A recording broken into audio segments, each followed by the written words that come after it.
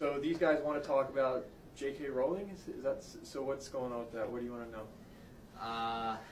She's had a pretty controversial past. I just want to know, like, what are your thoughts on it? And, like, do you still like her work despite her bigoted opinions?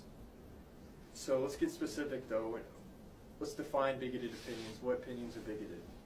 We're going to treat this as a thought experiment. I'm not going to say what's right or wrong or what way to think. The whole point is to learn how to think, not what to think. Yeah. So when you say bigot, you're starting with the conclusion that, given her bigoted opinions. Yeah. So first, let's start with, does she have bigoted opinions? So when you say bigoted opinions, she has had a history of being extremely transphobic, I've heard. Hey, you've heard. So what? Can you give me an example? If you look at her Twitter, I think you could see a few things. If you want, I could try and find see something. See if you can find one.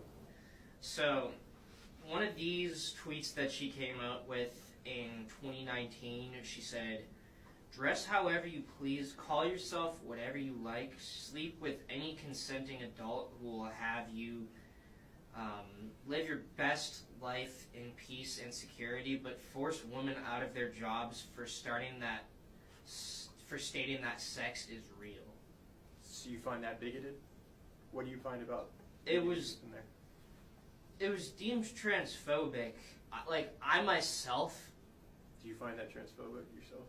I don't really have an opinion on it, but I'm just going with what a lot of other people have said. So let's pause there. Let's not go with what other people are saying. Let's try and learn how to critically think. So let's analyze the tweet ourselves. So that statement, do you see anything problematic, disregarding other people's opinions?